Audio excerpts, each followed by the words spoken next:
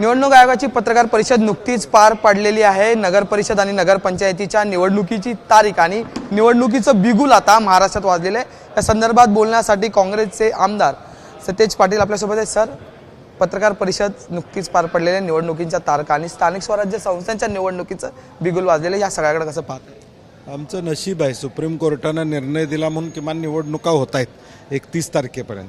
आणि म्हणून पहिल्या टप्प्यात नगरपंचायतीच्या आणि नगरपरिषदांच्या निवडणुका होत आहेत आणि दुसरा टप्पा कदाचित जिल्हा परिषद आणि मग तिसरा टप्पा महापालिका। जवळजवळ 10-12 हजार लोकप्रतिनिधी यातून या राज्यातून निवडून जाणार आहेत आणि किमान सामान्य कार्यकर्त्याला ज्या स्थानिक स्वराज्य संस्थेची व्यवस्था आम्ही निर्माण केलेली आहे सामान्य माणसाचे प्रश्न सोडवण्यासाठी, किमान तिथं आता प्रतिनिधित्व मिळेल। सर, या सगळ्यात राजकीय पक्ष कसे सामोरे जातील हा एक पहिला महत्त्वाचा मुद्दा आणि दुसरा मुद्दा की तुम्ही मागच्या अनेक दिवसांपासून ज्या दुबार मतदार यादी, निवडणूक यादीतले घोळ, EVMचा मुद्दा उपस्थित करत होते, या सगळ्यांचं सॅटिस्फॅक्शन झालंय का? तुम्हाला उत्तरं मिळाली? समाधान झालं असं आपण म्हणू शकत नाही, परंतु त्या दुबार नावापुढं स्टार करणार आणि ती नावं ॲफिडेव्हिट आता ते किती लोकांच्याकडनं लिहिणार, काय लिहिणार, हे आता फार प्रोसेस ती कशी पार पडणार, म्हणजे वाद वाढण्याची चिन्ह मतदान केंद्रावर, हे प्रचंड वाद वाढण्याची चिन्ह आहेत।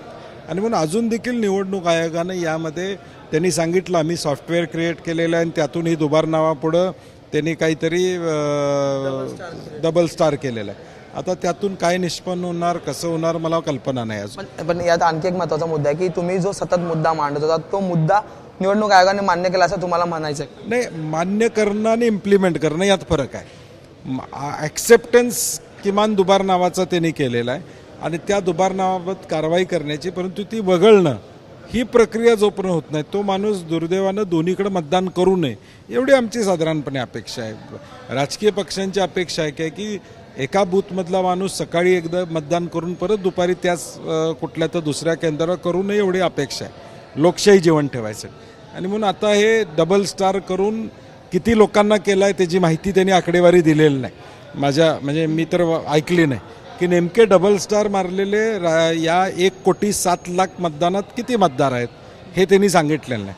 आता ती आकडेवारी आमची निवडणूक आयोगाला विनंती आहे की 1,07,00,000 डबल स्टार केलेली आकडेवारी ही एकत्रितपणे तुमच्याकडं आता सॉफ्टवेअर आहे, तुम्ही या सगळ्या 240 आणि म्हणजे जेवढ्या 293 शहरामध्ये या निवडणूक आहेत त्याची एक एक यादी शहर वाईज करून तुम्ही सगळ्या राजकीय पक्षांना द्या, आम्हाला देखील कळेल की तुम्ही डबल स्टार कोणाला मारलं, आम्ही ओळखणार यादीवरनं। त्यापेक्षा कन्सॉलिडेट यादी जर तुमच्याकडे असेल की समजा या 1 कोटीतले 4 लाख लोक डबल स्टार आहेत, मग ते वेगवेगळ्या नगरपालिका त्याची यादी राजकीय पक्षांना द्यावी अशी आमची अपेक्षा आहे। तसं अगदी शेवटचा प्रश्न आहे की या सगळ्या राजकारणात मागच्या अनेक वर्षांपासून तुम्ही संपूर्ण पश्चिम महाराष्ट्राचं राजकारण पाहत आलेलं, कसं पाहता ते या सगळ्या घडामोडींकडे?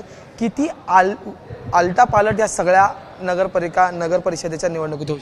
एकूण आज महायुतीचं सरकार हे आत्ताचे 10-11 महिने किंवा 12 महिने आता पूर्ण होतील या सरकारला, आणि मागच्या 2.5 वर्षातलं महायुतीचं सरकार या एकूण कारभार बघितला तर या राज्यातला सामान्य माणूस समाधानी नाही। इन्फ्रास्ट्रक्चरमध्ये आज आपण पाठीमागं पडत चाललेलो आहोत, कृषी क्षेत्रामध्ये शेतकरी अडचणीतला त्याला मदत नाही, बेरोजगारी प्रचंड वाढलेली आहे, मॅन्युफॅक्चरिंग सेक्टरमध्ये आपलं राज्य पाठीमागं त्या ठिकाणी होतं आहे, बाकीची राज्य आता तामिळनाडू, आंध्र प्रदेश हे आपल्या पुढं जायचा प्रयत्न करत आहेत आणि ते जाता येते। अनेक उद्योग इथून बाहेर गेलेले आपण पाहायला मिळतं आणि म्हणून गेल्या 3 वर्षातला ह्यांचा कारभार हा सर्वसामान्यांना पूरक असा कारभार राहिलेला नाही। किंबहुना मुख्यमंत्र्यांचं अचिव्हमेंट काय या वर्षभरातलं, म्हणजे ह्या मुख्यमंत्र्यांचं अचिव्हमेंट काय की अजित पवार आणि एकनाथ शिंदेंना कमी करणे, त्यांचे डिपार्टमेंट कमी करणे, त्यांच्या डिपार्टमेंटमधले कामं थांबवणे, त्यांना अडचणीत आणणे, राज्याचं हित काय झालंय असं वाटत नाही यावर। त्यांचे डिपार्टमेंट कमी करता करता त्यांच्या जागा कमी होतील असं तुम्हाला वाटतं असं, आणि ही रणनीती आखली जाते माहिती? नाही, 100%। म्हणजे आता ते या निवडणुका झाल्यावर त्या दोन्ही पक्षाला लक्षात येईल की त्यांची अवस्था भाजपमध्ये ह्या भाजपबरोबर जाण्याचा फायदा का नुकसान हे आता येणाऱ्या निवडणुकीमध्ये निश्चितपणे लक्षात येईल त्यांना. धन्यवाद. आमच्याशी बोलण्यासाठी होते सतेज पाटील आणि त्यांनी म्हटले की महायुतीत असलेल्या पक्षांची म्हणजे भाजपसोबत गेलेल्या पक्षांची अवस्था त्यांनी या संपूर्ण निवडणुकीत समजून येईल. त्यामुळे या संपूर्ण निवडणुकीच्या रणधुमाळीत कोण कुठे जाणार हे पाहणं तितकंच औत्सुक्याचं ठरणार आहे. वेळ जर्नलिस्ट हेमंत कदमसह मी अजय माने, ABP माझा मुंबई. ABP माझा, उघडा डोळे बघा नीट.